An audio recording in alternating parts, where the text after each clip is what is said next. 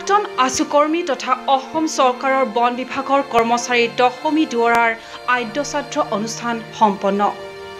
সংগীত শিল্পী হাৰ্টথ্ৰব জুবিন গাৰ্গৰ দুখত সকলো অসমবাসী ম্ৰিয়মান হৈ থকাৰ সময়তে গোলাঘাট জিলাৰ ঘিলাধাৰী আৰক্ষী থানাৰ অন্তৰ্গত বামুণ গাঁৱৰ নিবাসী প্ৰাক্তন আছুকৰ্মী তথা অসম চৰকাৰৰ বন বিভাগৰ কৰ্মচাৰী দশমী দুৱৰাৰ ৰাজহুৱা শ্ৰদ্ধাঞ্জলি অনুষ্ঠান সম্পন্ন হৈ যায়। যোৱা 8 আগষ্টত বোকাখাটৰ বন বিভাগৰ চৰকাৰী আৱাসগৃহত ৰহস্যজনকভাৱে মৃত্যু হৈছিল দশমী দুৱৰাৰ। এই ঘটনাৰ ৪৫ দিনৰ পিছত বামুণ গাঁৱৰ নিজা বাসগৃহত আগতীয়াকৈ নিৰ্ধাৰিত কৰি ৰখা দিন অনুসৰি আদ্যশ্ৰাদ্ধ অনুষ্ঠানৰ লগতে এক ৰাজহুৱা শ্ৰদ্ধাঞ্জলি অনুষ্ঠিত কৰে।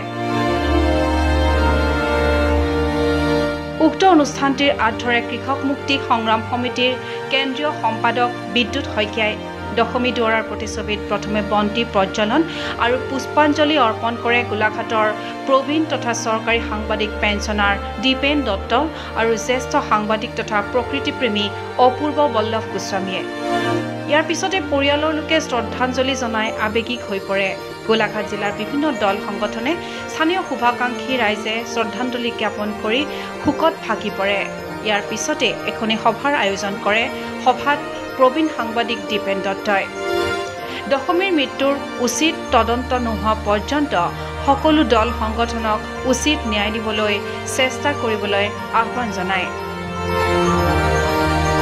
ইয়াৰ উপৰি গোলাঘাটৰ জ্যেষ্ঠ সাংবাদিক তথা প্ৰকৃতিপ্ৰেমী অপূৰ্ব বল্লভ গোস্বামীয়ে বিষয়টো উচিত তদন্তৰ বাবে CID দলক লগ কৰিবলৈ সকলোকে আহ্বান জনায়।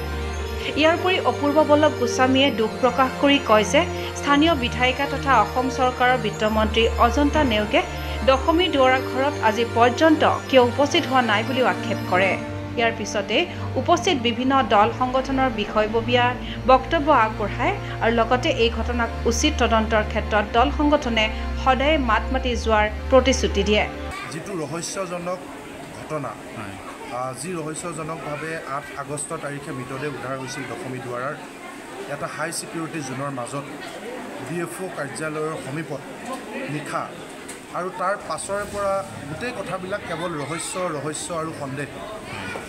তেখেতে আত্মহত্যাৰ কাৰণে ব্যৱহাৰ কৰা বুলি কোৱা পৰ্দাখন কাপোৰখন জ্বলাই দিয়াৰ পৰা ধৰি পোষ্টমৰ্টেম ৰিপৰ্টৰ সময়ৰ সাল সলনিৰ পৰা ধৰি একেবাৰে ফৰেনচিক নকৰাকৈ সকলো সাক্ষ্য প্ৰমাণ নষ্ট কৰাৰ পৰা ধৰি গোটেই বিষয়বিলাক আমাৰ লগত প্ৰমাণ সহকাৰে আমি ৰাখিছোঁ।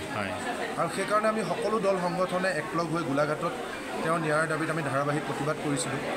গোলাঘাট বন্ধৰ দৰে কাৰ্যসূচীৰ কাৰণে আগবাঢ়িছিলোঁ। তাৰ পাছতে আচলতে প্ৰশাসনে বিশেষকৈ অসম পুলিচে CID তদন্ত ঘোষণা কৰিলে আৰু CID তদন্তৰ প্ৰতি সন্মান জনাই আমি সেই আন্দোলন স্থগিতহে ৰাখিছোঁ, বন্ধ কৰা নাই। যিহেতু CID তদন্তৰ প্ৰতি আমি সন্মান জনাব লাগিব আৰু সন্মান জনাইছোঁ। আৰু আমি আশা কৰিছোঁ যে পৰিয়ালৰ লোকেও CID যিটো টীম আহিল গুৱাহাটীৰ পৰা, তেওঁলোকৰ যি প্ৰাথমিক অনুসন্ধান, সেই অনুসন্ধানত তেওঁলোকে সামান্য হ'লেও সন্তুষ্টি প্ৰকাশ কৰিছে। আৰু আমি জানো যে CIDও এটা গুৰুত্বপূৰ্ণ বিভাগ। যদি তেওঁলোকে ইচ্ছা কৰে, CIDক যদি কোনোৱে ইনফ্লুৱেঞ্চ নকৰে, তেতিয়াহ'লে তেওঁলোকে মঙলদৈ ধূলাৰ দৰে এটা বিশেষ এটা ঘটনা তেওঁলোকে SP পৰ্যন্ত গ্ৰেপ্তাৰ কৰিবলৈ সক্ষম হৈছিল। এগৰাকী বন কৰা যুৱতীক হত্যা কৰাৰ যিটো ঘটনা। গতিকে আমি সেই ধৰণৰ তদন্ত CIDৰ পৰা আশা কৰোঁ। আৰু আমি জানো যে যিমানখিনি তথ্য প্ৰমাণ মজুত আছে, সেই প্ৰমাণখিনি CIDৰ কাৰণে যথেষ্ট। আৰু তেওঁলোকে পৰিয়ালৰ পৰা সোধপোছ কৰিছে। আৰু আমিও 2-3টা দিনৰ পাছত জুবিনদাৰ এই অন্ত্যেষ্টিক্ৰিয়া সুকলমে সমাপ্ত হোৱাৰ পাছতে আমি গুৱাহাটীলৈ যাম। CIDৰ ছিনিয়ৰ অফিচাৰক আমি লগ ধৰিম, আৰক্ষীৰ DGP সঞ্চালক প্ৰধানক আমি লগ ধৰিম। আমাৰ হাতত থকা আটাইবিলাক সাক্ষী, যিবিলাক প্ৰমাণ বা সাক্ষ্য যদি আমি দিব লাগে, নিজেও আমি দি আমি CIDৰ পৰা এটা ভাল তদন্তৰ প্ৰতিবেদন অহালৈকে আমি বাট চাম। আৰু যদি নাহে, তেতিয়াহ'লে আমি CIDৰ তদন্তৰকৈ উৰ্ধত যদি কিবা তদন্তৰ কাৰণে আমি যাব লাগে, সেয়াও যাম। চিটিং জাজৰ তদন্তলৈ যাম, CBI তদন্তলৈকে আমি আগবাঢ়িম। আৰু পুলিচকো কৈছোঁ যে এনেকুৱা ধৰণৰ নাটকবাজি কৰি লাভ নাই। ইতিমধ্যে সকলো কথা ৰাইজৰ আগত স্পষ্ট হৈছে আৰু CIDও প্ৰাথমিক তদন্তত বহু বস্তু উদ্ধাৰ কৰা বুলি কৈছে। গতিকে পুলিচে যিমানেই ঘটনাটো বিপথে নিবলৈ চেষ্টা নকৰক, যিমানেই ফৰেষ্টক বচাবলৈ চেষ্টা নকৰক, আমি সকলো বস্তু চকু ৰাখিছোঁ, পৰিয়ালে চকু ৰাখিছে। যেতিয়ালৈকে আচল কথাটো পোহৰলৈ নাহে, আমি পুনৰবাৰ কৈছোঁ, হয় কোনোবাই হত্যা কৰিছে, নহয় আত্মহত্যাৰ কাৰণে বাধ্য কৰোৱা হৈছে। দুটাৰ ভিতৰত এটা যেতিয়ালৈকে পোহৰলৈ নাহে, আমি কেতিয়াও মনে মনে নাথাকোঁ। আজি এই অসমে ৰাজ্যিক শোক পালন কৰাৰ পিছতো আমি দশমীৰ পৰিয়ালৰ কাষত থিয় হৈছোঁ। গতিকে পৃথিৱীৰ যি পৰিস্থিতিয়ে নাহক, দশমীয়ে ন্যায় নোপোৱালৈকে আমি পৰিয়ালটোৰ লগত থাকিম। আদ্যশ্ৰাদ্ধ দিনাখন আমি দশমী দুৱৰাক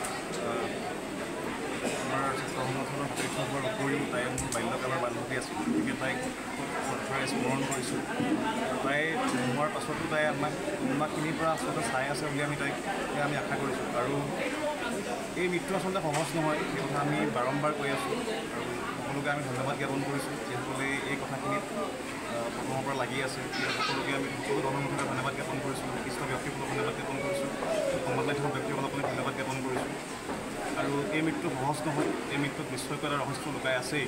আৰু পুলিচ প্ৰশাসনৰ যি আচলতে নীৰৱ ভূমিকা আমি দেখিবলৈ পাইছোঁ প্ৰথমৰ পৰাই, তাৰ উপৰিও বন বিভাগৰ যি নীৰৱ ভূমিকা, গতিকে এই কথাখিনিক চাই লৈ আমি এটা কথা স্পষ্টভাৱে ক'ব পাৰিছোঁ যে ইয়াত এটা ৰহস্য লুকাই আছে। গতিকে সেই ৰহস্য উদ্ঘাটন হ'ব লাগে। আৰু CIDৰ যি তদন্ত হ'ব, সেই তদন্তৰ ওপৰত আমাৰ হয়তো 10% 20% বিশ্বাস আছে। গতিকে আমি সেই বিশ্বাস তেওঁলোকে আস্থা ৰাখিব বুলি আমি আশা কৰিছোঁ।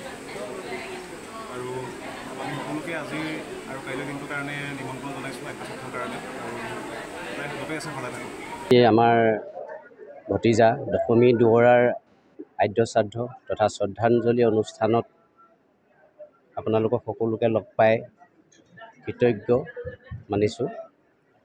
এতিয়া মই বৰ আৱেগিক হৈ আছোঁ, কথাখিনি মই কেনেকৈ জুকিয়াই ক'ম ভবা নাই, কিন্তু হ'লেও আমি অকণমান আশাৰ ৰেঙনি দেখিছোঁ যে CIDলৈ যেতিয়া কেছটো গ'ল, CIDলৈ যোৱাৰ পাছত CID 3জন বিষয়া ইতিমধ্যে আমাৰ ঘৰলৈ আহিলে আৰু তেখেতলোকে এটা আমাক নিৰ্ভয়বাণী দিছে যে আমি নিশ্চয় আপোনালোকক কিবা এটা ৰিজাল্ট দিম। তাই কোনোবাই মাৰিলে বা কাৰোবাৰ কাৰণে মানে মৰিবলগীয়া হ'ল, এই দুইটাৰ ভিতৰতে কিবা এটা আমি আপোনালোকক ৰিজাল্ট দি যাম, আপোনালোকে খালি আমাক বিশ্বাস ৰাখক।